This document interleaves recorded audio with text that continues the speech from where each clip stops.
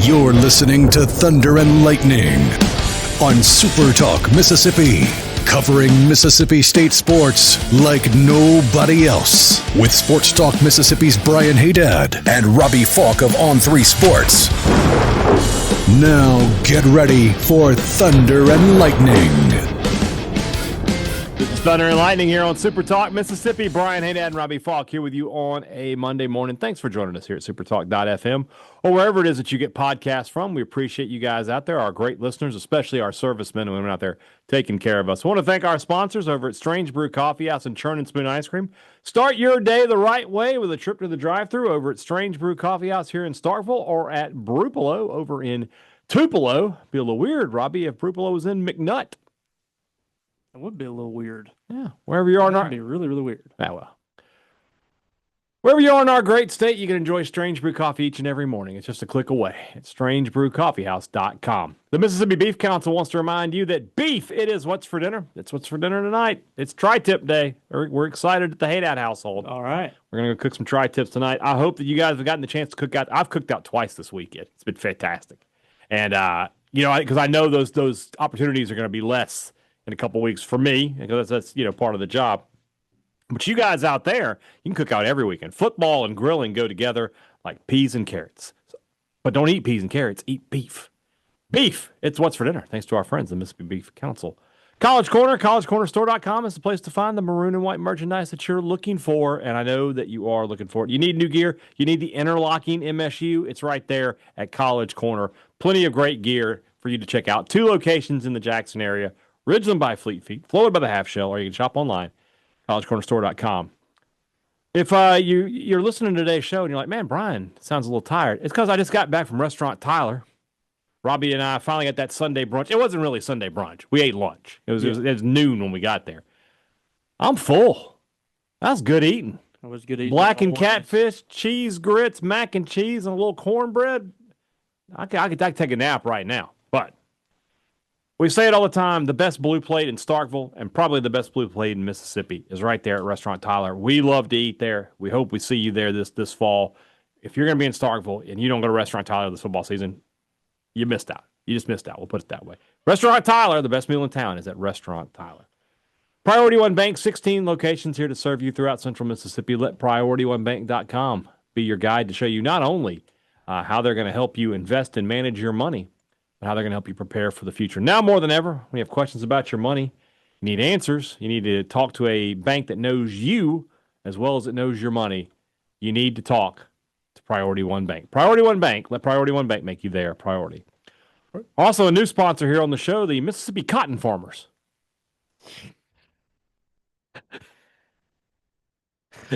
I love an inside joke. I hope you've been keeping up with that on Twitter, on the On3 message board. Robbie was attacked. By cotton farmers. No offense to our great cotton farmers, by the way. Vital part of our state, our history, a massive part. But this one guy who blocked on Twitter, I've never interacted with him. You said something negative on the radio one day. I did, and he's just like, I'm out. I'm out at that point. But I don't know sometimes what I do that triggers people. I really don't, because a lot of the thing, I'm not playing the victim here. I'm not saying that I don't deserve certain response. Sometimes you say something to people and you're in the wrong. And I know that I'm going to upset people, but that's fine. But sometimes I'm just minding my own business. Right. A lot of times I'm just minding my own business. And every now and then there will be someone like this. And I don't know where it comes from, but they just absolutely let it all out for no reason. So if you didn't see this, we have a partnership at On3.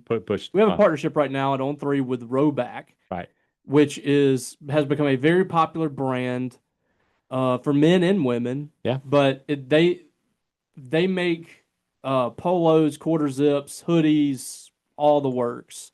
And a lot of people like their stuff, and I like the product a lot. And it's, from what I understand, I think it's polyester, which is very upsetting, I've learned, to the cotton industry. Yeah.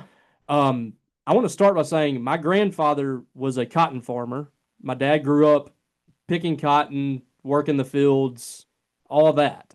So I understand how the industry works. I love cotton. I have nothing against cotton. But this man took this as a personal insult to his entire industry that I am just telling people that they can buy something from someone who is doing business with my company. For forever, there have been sponsorships where people pay money for you to promote their product. Exactly. And as long as that is happening at my network and they're asking me to promote this product, You're going to do your I'm job. gonna do it. Yeah. And by the way, I love this product. I like this product a lot. I want to. Yeah. I just purchased 2 pieces of clothing Do you from some this of that NRM stuff? That's the issue. Well, I don't really want to go down that road, but there's some great products there. So this man just goes absolutely ape on Twitter about this. And I just responded back with like, I don't know what I've done. I don't know why this happens to me. Lord, please show me the light at the end of the tunnel, why this keeps happening. I don't understand. Right. And this guy just kept like hammering me, just going in, talking about how my work was, the job that I was doing was poor and this was cheapening my work, all this stuff. And I do my homework on this.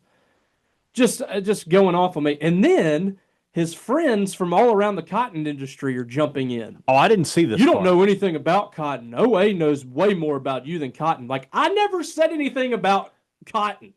I never said that cotton's terrible. I never said you should buy this over cotton. I never said any of that. But these people took it as a personal insult that this guy jumped on me and that they were going to follow along. I don't understand why it happened. But yeah, there were several people like, you don't know anything about this like he does. Like, it's a personal preference. I'll never understand people attacking other people for what they want to spend their money on. If somebody wants to buy a product from this place, that's their prerogative. You can't force us into buying your product. But I'm going to read more. Yeah, there's plenty in there for you. And I finally just I bowed out. I had enough. He was quoting me again yesterday. I just can't take it anymore. So I had to get out. I'm very excited because, nowadays that if somebody has, it used to be if you were blocked by somebody, you couldn't read their tweets. Yes, you can read their stuff now. I can still read this stuff now. So like I can read David Turner and Bryce Chance's tweets. Bryce Chance never didn't get you back in there? No, I don't think so. I don't know. I've always been a big champion of both Bryce Chance and David Turner, and then I turned around and been blocked by both of them. It was a really tough day for me when I found that out. But yeah, this was pretty wild. And then someone came in there on the message board and agreed with this man.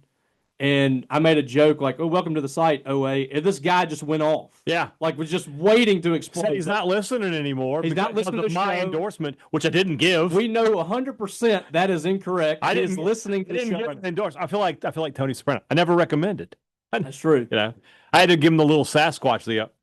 Who, me? Yeah, me.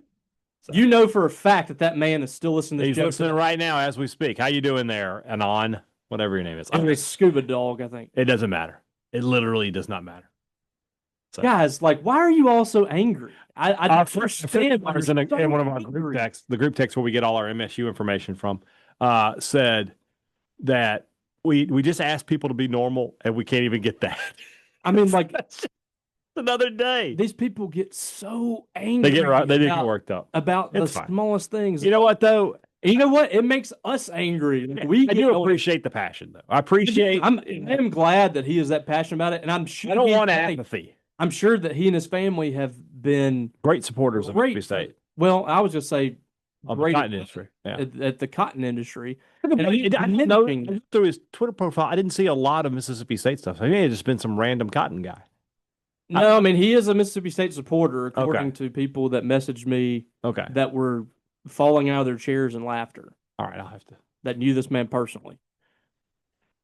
All right, what a start to the week. I wish you all the best, Mr. Cleveland. I have nothing personally against you. Apparently, there is something personal with you. I've never met this man in my life. I'm sure he does a great job. I just don't understand why this keeps happening to me. I don't know why it happens on almost a daily basis. You're a magnet for controversy. And again, the people will be like, why do you act this way online? Because I've been driven to the point of insanity by people like this. Like a message, between the message board and Twitter, and the burners that we have to deal with on a daily basis from Ole Miss and Mississippi State, and then all the fan base. The guy who got in my mentions the other day about like he was going to have a boner watching Blake Shape, and I was like, I'm out with this guy. That was quick. It's like was that the John Cohen number? The other day he tweeted was like, you might want to sit this one out. This man knows something. You don't want to mess with this man or something like that. About Cotton? Yeah. Oh, you got in the Cotton? Yeah, so I was like, why do you people keep saying that I'm causing a war? Like, you're acting like I'm causing a war over cotton and polyester. Robbie Faulk over there. Before the YouTube comments start losing it about how we haven't gotten about Mississippi State. You know what? I don't care. Yeah. I don't That's care. another one, too. Again, like, it's the same thing. We get a YouTube comment every now and then, like, these guys talked for 6 minutes and 28 seconds before the episode. How much money are you spending on this podcast? The free podcast. It's free content. We control the boards over here. If you are so lazy that you can't just tap that ahead button, that's on you. All right, but we will about right now. There isn't. We do have an opponent preview. We neglected with all the excitement last week. We neglected an opponent preview, so we've got one of those for you today. And I'm not even sure if we know like who all we've talked about at this point. Like I think it's just I know the opponent preview stuff I'm good because that goes in order. I know, and also here's the thing: there's not a lot. There's only one more left to guess. If you look at the SEC previews, next week is Ole Miss, and then the week after that is the week of the season. That'll be State. We are not doing. So we're skipping Alcorn. Yeah, we're skipping Northern Illinois. No. I'm gonna do Northern Illinois this week. Skip Alcorn, and then I've got Arizona State, and then I've got Southern Miss the week of the game. I got to find. No offense to our friends at Alcorn. I got to find a new Southern Miss guy. Andrew Abity. He's covering Florida now. Yeah, he got a job with the Gainesville Sun, so congrats to him. I'm not sure I know a lot of people. And Luke Johnson, who I normally would have on, is now Dr. Luke Johnson, and he's teaching people how to be preachers. And really? He's down in seminary. He's at New Orleans at a seminary down there. That's where I don't know if seminary. I don't know if he can still have our yearly wager on this one. I don't know if they'll allow that or not. Oh, there's no wagers in. Well, it wasn't money though. It was a burger. It was going to be ribs if Southern could win, but I'm not too terribly worried about that. So yeah. Anyway, well, I just got to go through this and figure out who There's one team we haven't done yet. I got to figure out who it is. So we'll get that on tomorrow's show. In the SEC. Yeah. Other than State and Ole Miss. You're just going to have to go back and listen. I'm going to have to do it. I'll just take 5 minutes out of my day. I think we've talked about everybody that is on State's schedule. Did we do Arkansas? We've done Arkansas. I think we've talked about every SEC team. I'll be honest. Schedule. It's either Alabama. I think we've done Alabama. Next year, we're going to have a spreadsheet. No, next year, we're just going to go in order. We're going to start with Alabama, and we're going to finish with Vanderbilt. Well, let's just have a spreadsheet anyways. By the way, you realize this means 2 weeks until we start picking games. I can't wait. That's exciting. All right. Are we 2-2 on that? Yeah. You've won twice. I've won twice. Yes. And I finished 1-2 against Joel, I believe. Bob had a big lead on me. Yeah. He was like 4-2 or something like that. What's crazy about that too is like I guarantee you, outside of Mississippi State games, he probably watched. Yeah, I didn't watch any of those games. Maybe like one game a week. I always screw up and try to pick a game. I think like 3 years in a row I picked an upset of Alabama.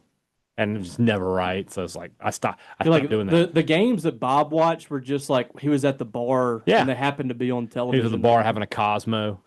All right. So this time of year, the question we get a lot of is, what have you learned? Right? Like we're at practice all the time. We're not, but what have we learned? What do we think we know? What have we heard? Kind of thing. So going into this, I guess this is now week 3 of this camp. What do you know, Robbie? What have you heard? What do you hear? What do you say? That should be a new segment. That is actually a great idea. What do you hear? What do you say? I could get a little video clip of Paulie and be like, and this week on that'd be a great off season. off-season thing. What do you hear? What do you say? I would love that. I'm gonna reach out to Will East and be like, make this happen for me. Oh, you know he will. Oh, he's absolutely. He'll be like, He's yeah, been I want to waiting. be part of it. Yeah. He's been waiting for that moment. Yeah.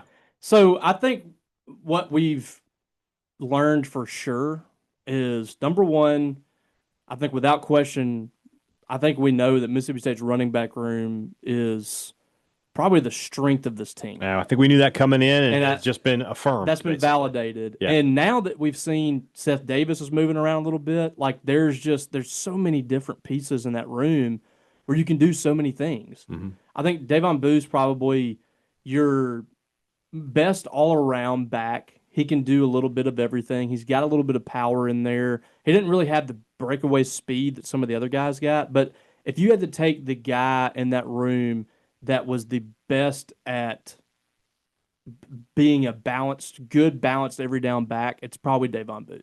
Mm-hmm. But look at the pieces that they have in that room. Johnny Daniels is really solid. Fluff Bothwell is going to be one of the best, I think, one of the best short yardage backs in the SEC. Just, you need a first down right here. He's going to churn a couple of yards out of that and get you a first down, or he's going to finish off a drive inside the red zone. Right. I feel certain that that's going to be the case. And then you look at the explosiveness that the group has. I don't think Seth Davis is there yet, but it's very encouraging to see him moving around the way that we have in the short practice moment. That is a guy I had totally written off, Robbie. I was just ready. I hadn't even considered him. Anytime I've talked about State's running back room, never bring him up. Well, I said this the other day in the countdown I was doing on him. If he makes it back and he is a very productive running back, it is thanks to the relentless pursuit that he has. Like, he was going to get back to where he wanted to be. The mindset that he has, the work that he's put in, a lot of people would have given up, and that kid has never really wavered. He has fought his way back into the mix. I'm really pulling for him. He's a great kid, great family, and there's a lot that he could do in this offense. He could really be a difference maker in this offense. He was having a really good season as a freshman in an offense that didn't really bring out the best in running backs. I think in this offense, he could be really special. So you look at him. He's built for this offense. He is the perfect veer and shoot running back. Perfect. So if he gets back to 90% of where he was, I think you have a really good running back there. And then, Xavier Gayton, Colin Wilson, I think is going to be really good. We'll see on Jerron Johnson. I like him too. The running back room, without question to me, is the strength of this team. There are teams around this league that would kill for this running back room. So if there's one thing that State don't have a problem with, it's that room. But we've also learned, I think, that State has gotten better since the spring on both sides of the line of scrimmage. I agree with that. I think they are better than they were in the spring, maybe significantly on the offensive line. And I think they've gotten a lot better on the defensive line too. So that's very encouraging to me. They weren't stagnant. They didn't stay where they were in the spring. They got better. That's going to be huge for them this year. If they can be serviceable, probably need to be better than serviceable, but if they can be pretty good on both lines of scrimmage, I think there's a chance that this team could be fighting for bowl eligibility. Yeah. If they are pretty good up front, they don't even have to be great, but if they're pretty good, if they're consistently battling up front, right, they got a shot. It's just about being better.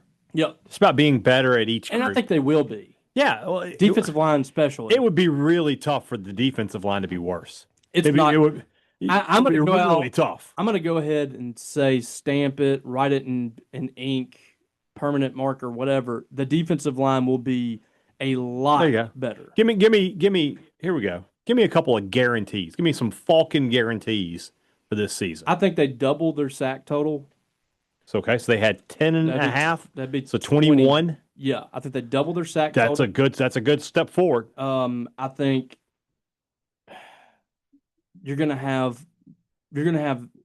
3 guys up front rushing the quarterback that you can count on that's going to get after the quarterback, that's going to provide pressure on the defensive line or the edge. All right. I think you're going to have guys that, like, I think Malik Silla is a guy that could come in and be a pass rush specialist that can really help. Fascinated by him. I think I feel like have a good year. When I've done a couple of interviews with A&M people, and they both said the same. They were like, they did not want to lose him. Yeah, he's not a guy that I think is. He was behind 2 first-rounders. Yeah, he's not a guy that you bring in that I think is going to be super effective against the run game. Mm-hmm. But if you tell him to go pin his ears back and go get after the quarterback, I think that he can be a Don Terry Russell type guy and probably better. But Don Terry was really good when he was in the game, but you just couldn't rely on him. Like he wasn't around. Right.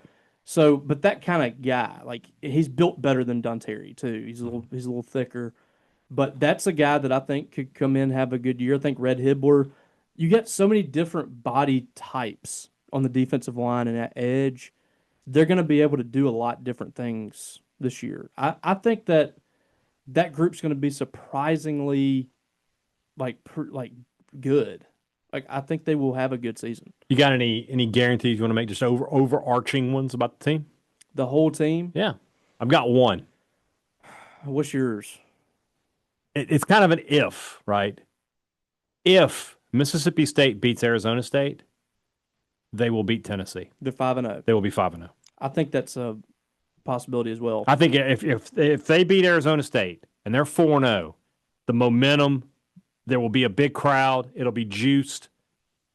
Tennessee, we're about to talk a little bit more about Tennessee in just a minute when we do this opponent preview. But they have some question marks. They've been decimated with injuries at wide receiver. And State was able to move the ball on them last year. And that defense was like was good last year. So yeah, I'm just telling you right now, if State beats Arizona State, if they're 2-0, they're going to be 5-0. Okay, so then if you're 5-0, doesn't that drastically change your opinion on the entire season? At that point, we are writing our apology letter to SuperTalk.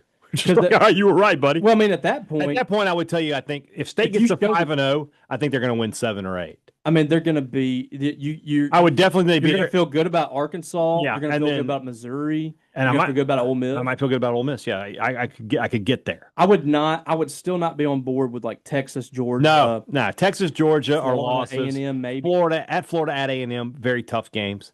But my opinion changes if you get the 5-0. At 2-0, my opinion changes. Yeah. At 2-0, I'm like, all right, this is probably going to be a bowl team. If it really is as simple as like waiting around to see what happens in those first 2 games. Yeah. Like that is exactly where I am. I predicted 5-7, but everything changes if you win those first 2. I'm just telling you, even if people were predicting State to start 2-0, which I have, if it actually happens, it changes everything for how we think about this team, especially how it happens. What they look like in those 2 games, I think matters too. But if you're 2-0, you feel great about being 4-0, and then you come into that Tennessee game, the stadium is going to be rocking for the first time in a long time. Yeah.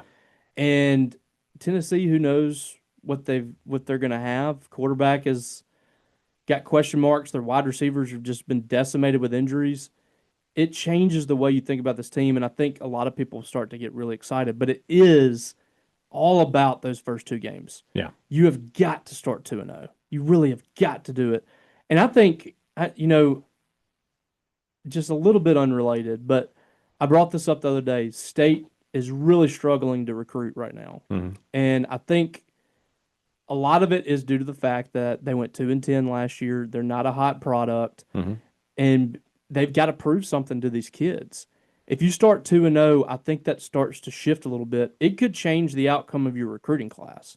What you do in the middle of this season, it could make that class look completely different by the end of the year. If you get to November with 6-7 wins, if you finish out the season 6-7, best case scenario probably 8.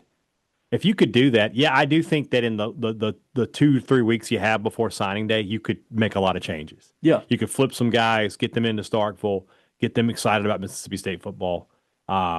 and end up with what would be a respectable recruiting class. I absolutely agree with that. It just feels like they need this so bad. Like it's such a pivotal point. Mm-hmm. Like they desperately need some success in football this year, and just find a way to 6. Mm-hmm. That looks pretty good for a team that went 2-10 last year. You have 7 ranked teams on your schedule. Mm-hmm. 6-6 would have people talking about your team. I promise you. Oh yeah, people in this conference would be talking about, hey, State looks like a team to contend with. I mean, it changes the whole narrative about this place. But right now, you're kind of slipping below Vandy. Vandy has more juice than this team does right now. right. So they desperately need this, man. Like they need to start 2-0, and then from there keep building. But they need it bad. I agree. Yeah, I agree with you 100%. Couple of guarantees there. Guaranteed. Put Stamp it. write it down in ink. All right, let's dang tee it. That's right. Let's move into the rest of the show. That's brought to you by our friends over at Two Brothers Smoked Meats in the heart of the Cotton District. We're just a couple of days away from the Not Fall Camp Tour arriving at Two Brothers. Of course, we will start the day 1 o'clock with our friend Robbie Faulk over there, talking dogs live at Two Brothers Smoked Meats from 1 to 2.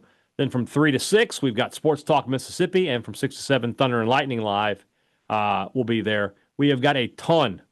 We have got so much stuff to give away. We want to see you there. Genteel hoodies and polos.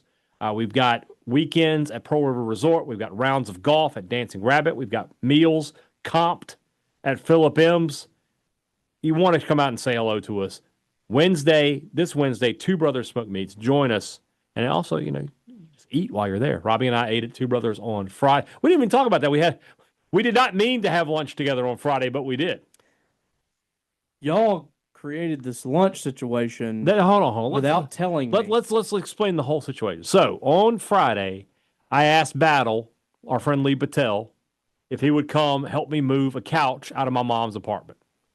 So he came over, brought the truck, we loaded it up, got the couch out of there, right? I was like, hey, let me buy you lunch. And he says, okay, well, our guy Gibb in Opelika, War Eagle Gibb, he's at Two Brothers. I was like, well, let's go to Two Brothers then. He was there. He was already there. He's already there. He was waiting on us, I guess. And so we sit down. We had just sat down. I don't even think we had ordered yet. And then I hear Lee starts cackling. And he turns around, I turn around, and there's Robbie Faulk and his lovely wife joining. They were coming in for lunch. Had no idea we were there. We didn't know. And so it became, of course, Robbie, he's like, well, I see how it is. Yeah. Like we did not plan any of this, but we ended up having lunch, the four of us, and it was great. Fantastic lunch. You know what was the best part? Those pizza sticks. Those kids didn't eat. Gibbs' son had no interest in those pizza sticks. He was over there dipping all the chicken wings. He ruined his dad's lunch. He covered all the chicken wings in ranch, just created like a Picasso plate. It was rough. And that said, we started splitting the pizza sticks. I hadn't had a pizza stick in so long. It's been a while. So good. Even the pizza sticks are good at Two Brothers Smoked Meats. Great products, great service. Every business likes to promise it to you. They deliver it to you at Advantage Business Systems. That's what they've been doing for 50 years. 50. When you need technology for your business, give Advantage Business Systems a call. If you need a new computer, new laptop, new copiers or printers, whatever it is, not only are you going to get that product that you need, but you're going to get the service backing up behind the sale. Anybody can sell it to you. Who's there for you afterwards is the real question. That's why Advantage Business Systems has been around for 50 years. They take care of their customers. 601-362-9192 or visit them online, absms.com. Find out how Advantage Business Systems will help your business do business. Maroon & Co. is the place to go for some great Mississippi State gear. One of our listeners, what was his name? Trey Taylor tweeted at us. He bought everything. Anything he could find interlocking. You talk about a guy putting his money where his mouth is. 100%. Shout out to Trey. We appreciate you, man. And again, he was like, "Hey, thanks for the discount code. You are appreciated on that one. You are welcome." So you need to check out Maroon & Co. They've got all the gear you want. They've got the interlocking stuff that you're looking for, and they've got our promo code. Thunder 15 saves you 15% off on regular price. Some exclusions will apply. Next time you're going to be in Starkville, you need to make a trip to Maroon & Co. It's hot outside, but the deals are hotter at Scruggs Farm, Lawn, and Garden. It's the end of the season sale. Let's talk about some deals. $2,700 off all in-stock John Deere Z900 series zero-turn mowers, fuel injected and ready to roll. That's got Robbie Faulk's name on it right there. Plus, you can take advantage of their 0% financing if you're looking for a tractor. They've got package deals on what you've been looking for. They can help you customize your own. 0% up to 72 months is available. Those deals are not going to last long at Scruggs. Remember, they have what you want for less. All right, let's go and to this opponent preview. As you know, all of our interviews here on Thunder and Lightning are brought to you by the good folks over at Allura Modern Wellness. I'm going to book my appointment for this week. I need to get back in the cold because I've been sore. I've upped my walking a little bit. I was doing 3.5 miles. Now I'm doing 4.5 miles. That extra mile, it'll get you. Yes, it will get you. So I need to take care of myself. When you are someone who works out, it's great that you're working out, but you got to be able to recover as well. That's what they have for you over at Allura Modern Wellness. So many methods to get your body feeling better. I promise from the time you walk in to the time you walk out, you're going to be feeling a lot better. Talk to Rich Lopez, AlluraModernWellness.com. You can book everything right there online, AlluraModernWellness.com. Let's go down to the opponent preview. Ben McKee, been on the podcast many times before. Go Vols 24/7. Maybe the top guy on that beat for Tennessee information. Let's get a preview of what's going to happen at the end of September with Mississippi State and Tennessee. Mississippi State's first SEC game of the year will be hosting the Tennessee Volunteers at the back end of the month of September. Our friend Ben McKee, Go Vols 24/7, joins us once again. And Ben, the truth of everything I always say is somewhere in the middle. There's one scenario where Tennessee can look at what happened with Nico and say they made the absolute right decision because here we are, we're right back in the playoff. There's another scenario where, gosh, did we make the right decision? We're 7-5. What happened to us? I feel like the truth is somewhere in the middle there. What is your early camp thoughts of this Tennessee team? I think they're going to be a good team. The question is how good. I think that they're an 8 or 9 win team, and I think it's going to determine how much the passing game holds them back, and that includes the quarterback. Of course, folks outside of Knoxville or folks outside of Tennessee's fan base, if Tennessee's passing game struggles this year, they're going to point at Josh Heupel and kind of make fun of him. Or joke about him for allowing Nico to walk. But the passing game issues are more than just the quarterback position. I mean, Nico himself needed to take a step forward this offseason. He did not meet expectations. His numbers from last year look a little bit better than they actually were because a lot of that production from Nico was in those cupcake non-conference games, beating up on NC State early in the year. His SEC numbers were not as good, so the quarterback is obviously a big question mark with Joey Aguilar, Jake Marklinger, technically the freshman, George McIntyre is in the mix, but it would be a shocker if he won the job, even if he may have the most talent in the room. He's just a young pup and needs to put some meat on the bones. But the receiver position, since that 22 season where Cedric Tillman, Jalen Hyatt, Brewer McCoy, they really burst on the year, the receiver production has not been good enough the last 2 seasons since that year.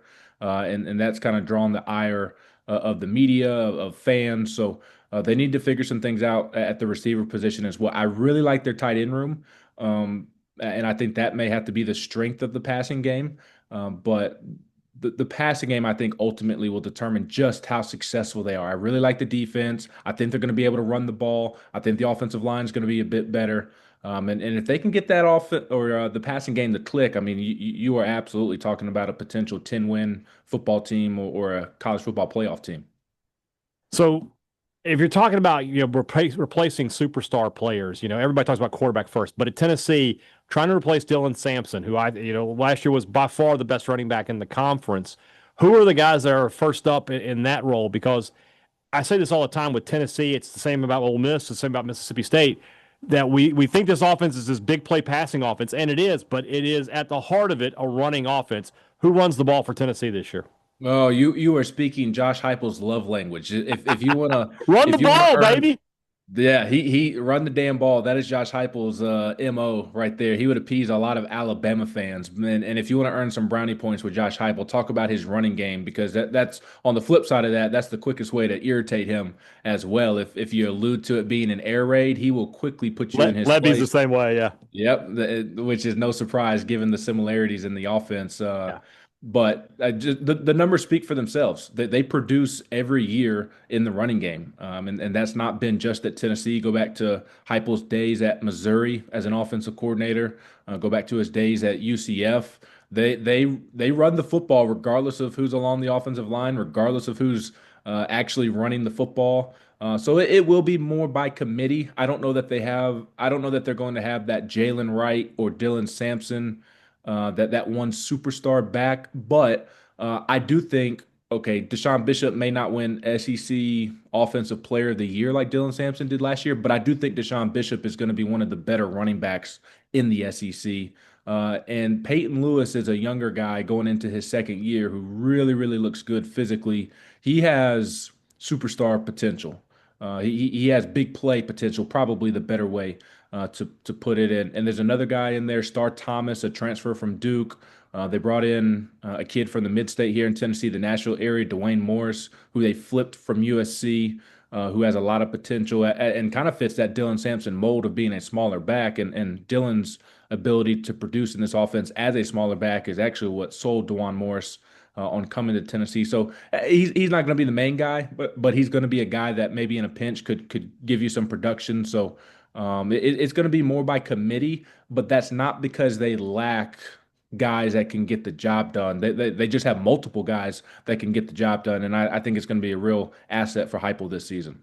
You mentioned the offensive line, some new faces there, a couple of transfers coming in, and then a guy I'm very intrigued by, David Sanders, one of the number one, number two offensive line recruit in the country, depending on what service you want to look at.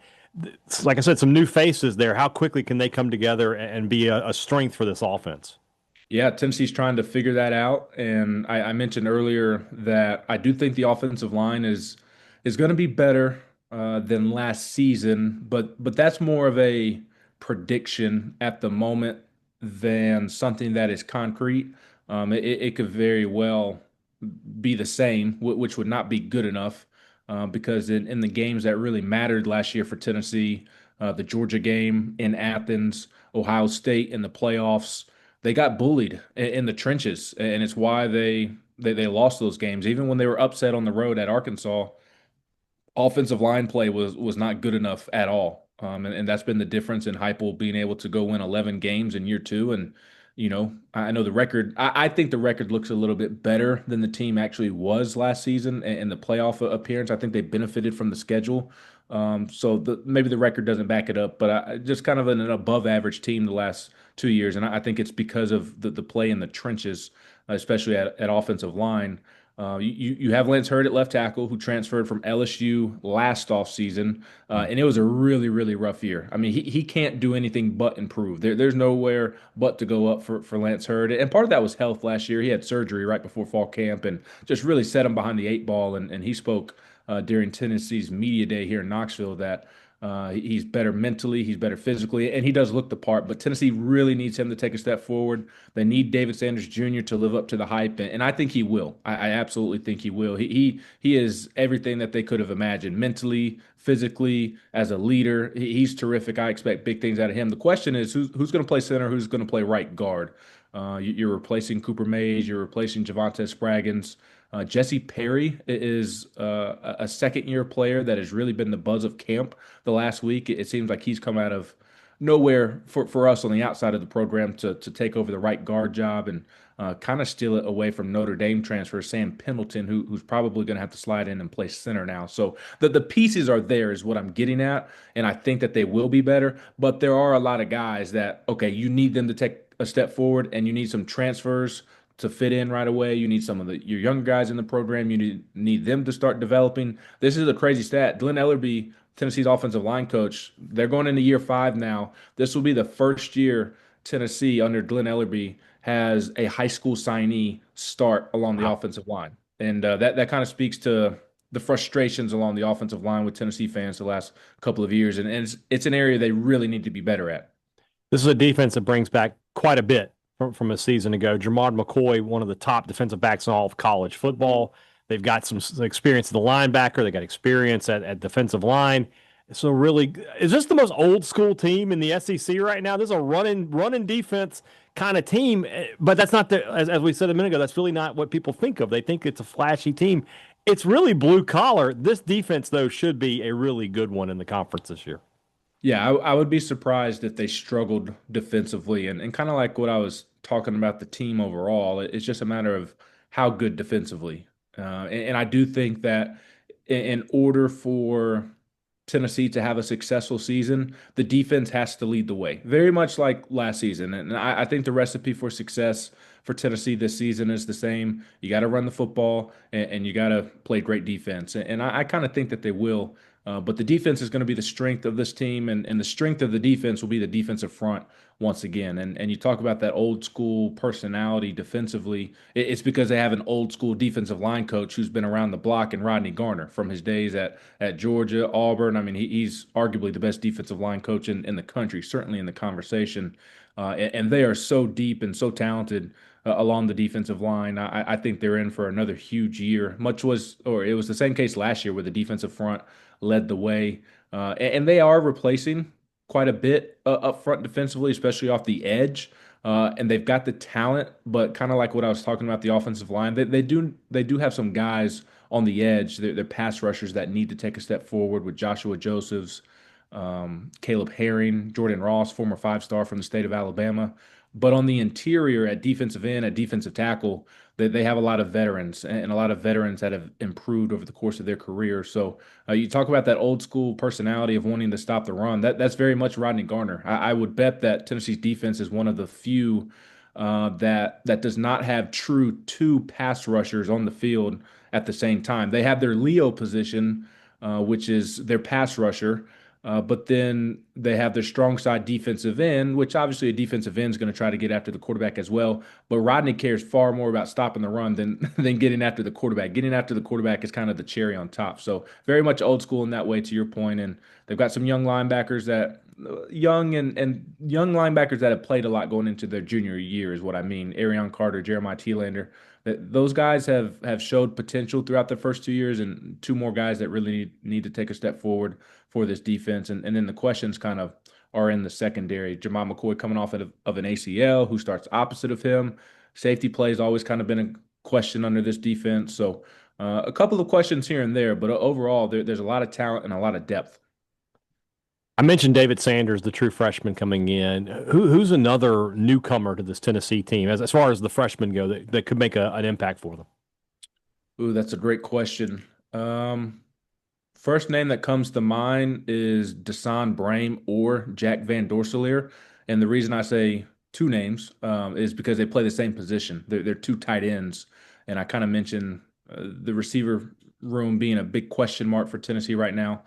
Jack Van Dorseleer and Desan Brame, they looked the part as freshmen already. I mean, Jack Van Dorseleer is from Texas, from South Lake Carroll High School, I believe is the name, a big powerhouse there in the state of Texas. And he looks like he's a junior already. And Desan Brame, thanks to Uncrustables and a fourth meal a day, he's put on like 30 to 40 pounds, and it's gone from this kind of oversized wide receiver to this really athletic tight end that looks like it's going to be a weapon. So with the lack of receivers, I think the tight end room is really going to need to be a strength, as I mentioned. And then there's some guys up front defensively. I was talking about the defensive line a moment ago. There's some freshmen that's going to be able to crack the lineup there. Marion Dye, kind of a underrated recruit that I think is going to prove to be a gem for Tennessee and its class. So this recruiting class that Tennessee just brought in, it's a really good one. There's a lot of different ways I could go there.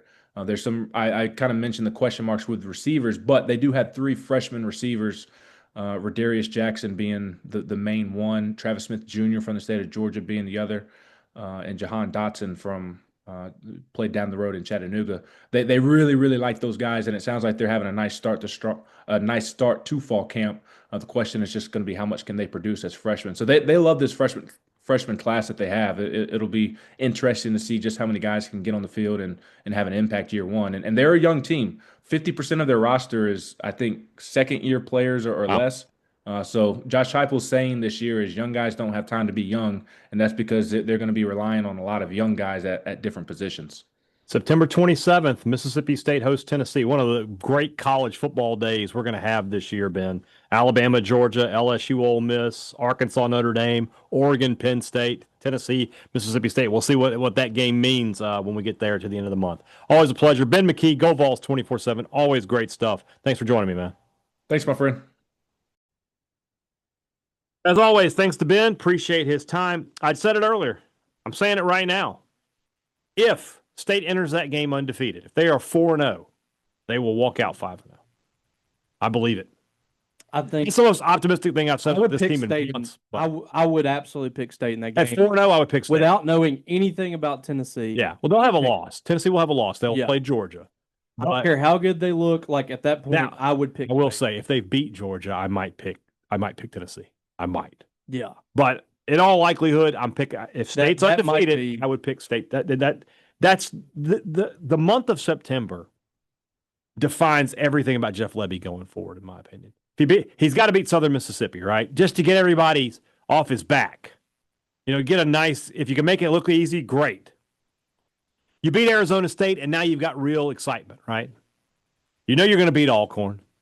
Northern Illinois is going to be another moment of trepidation. Even if you're 3-0, there's going to be like, well,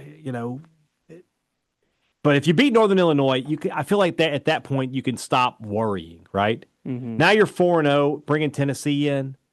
If you beat Tennessee, you're off and running with the Jeff Lebby era at Mississippi State. Even if you lose to them, you're still okay, as long as it's a close competitive game.